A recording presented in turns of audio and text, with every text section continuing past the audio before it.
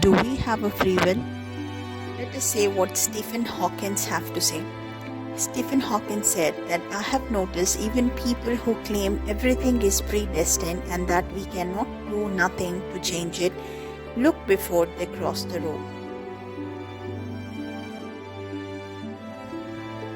Jawaharlal Nehru, he said that life is like a game of cards. The one you had it in your hand is determinism, is free will. Eckhart Tolle, he said, a man asked if we actually have free will. Eckhart explains, we won't experience free will while living on the level of ego because we are conditioned by the past. He believes until we transcend our past, we are at the mercy of our unconscious patterns.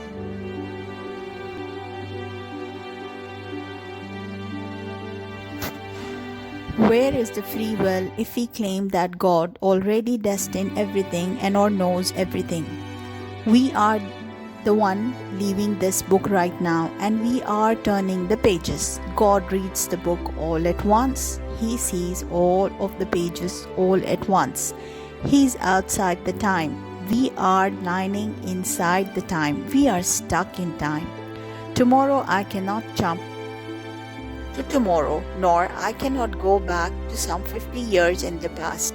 So an hour from now, 2 hours from now, I cannot go. I am limited in space, in time. God sees all the space at once.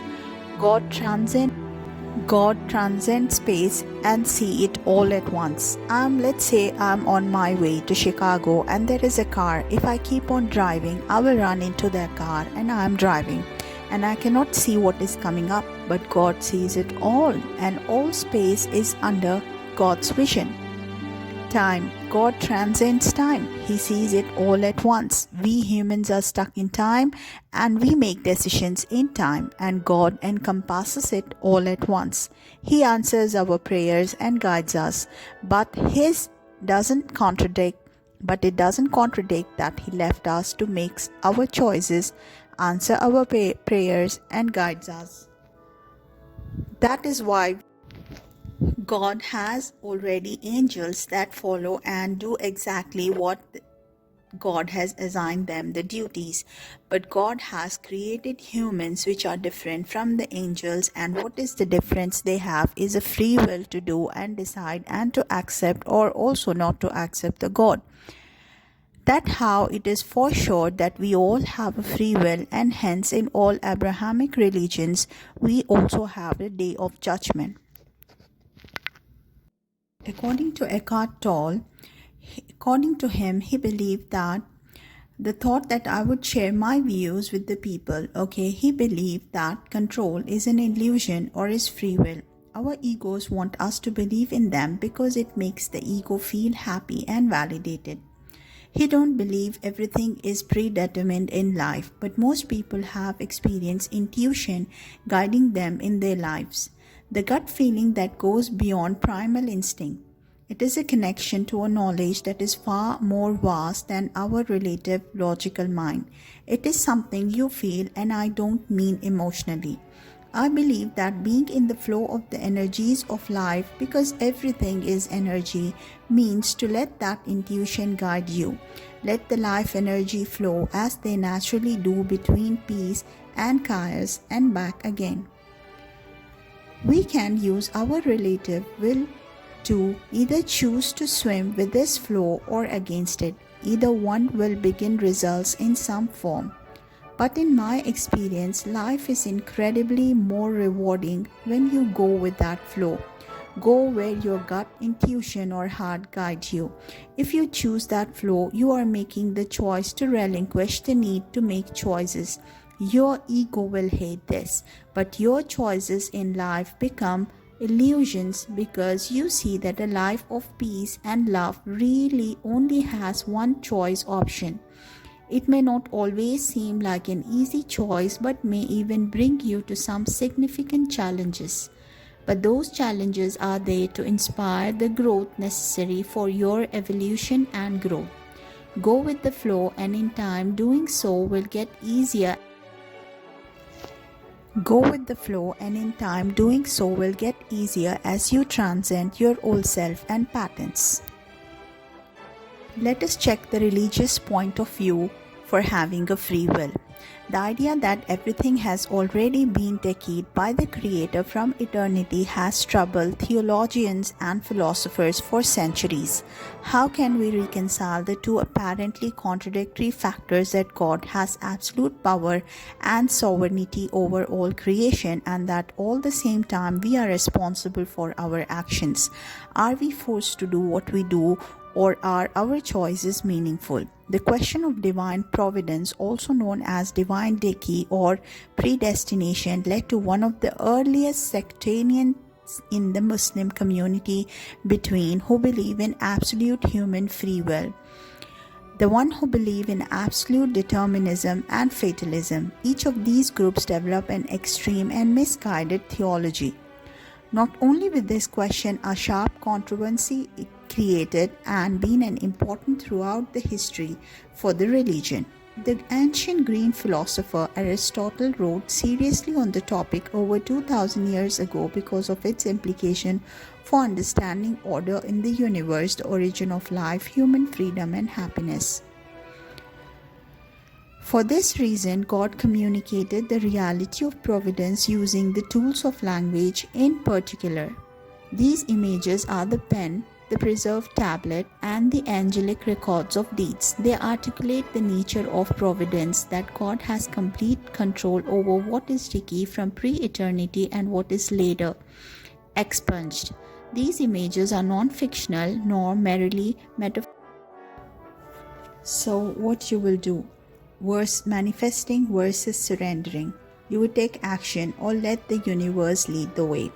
So you have learned about the law of attraction. Every day you visualize what you want, repeat your mantras, and you think positively and stay at your vision board. But after doing all this faithfully for months or even years, you still fail to manifest. Why?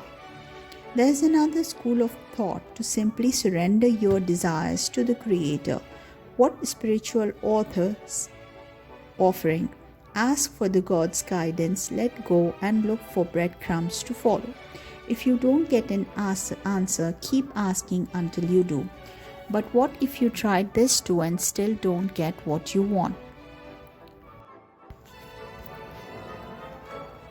Why did God give us the free will? The question of why God gave humans a free will often comes up in a discussion about the problem of evil. Someone will ask why there is so much evil in the world. And the answer is that human beings have chosen to do evil things. God is not to blame.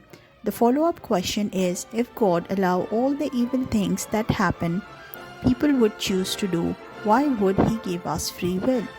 The standard answer seems to be that for love to be real, must not be coerced. If we did not have the ability to reject God, then neither we do have the ability to truly love Him. Some theologians even go so far as to say that human freedom is the highest good and that even God will not violate it. Genuine love and genuine good can only exist in a world where there is an opportunity for genuine rejection and genuine evil. Some add that since God knows all possibilities, past, present, and future, the world He created must be the one where the greatest amount of good will result. Out of all possible worlds, the one He made is the best. The problem with this line of thinking is that although it may be somewhat satisfying intellectually, it is never articulated in scripture. First, we have to admit that free will is limited by physical possibilities. Free will cannot mean we are free to do anything we want to do. Probably a lot of people would like to fly like Superman or be as strong as Samson or teleport from one location to another, but physical limitation prohibit them from doing it. On one level, this may not seem to be an issue of free will, but it is not completely extraneous because God created a world in which people desire to do these things but have no ability to do them.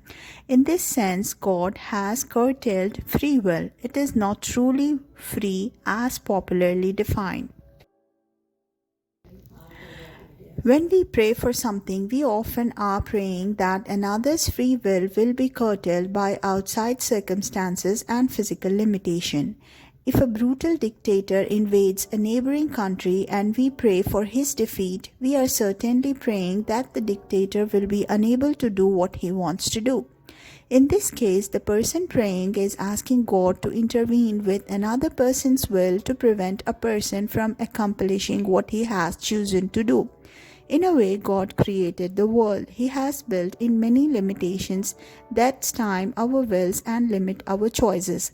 Likewise, He may intervene to further limit our choices by circumstances beyond our control.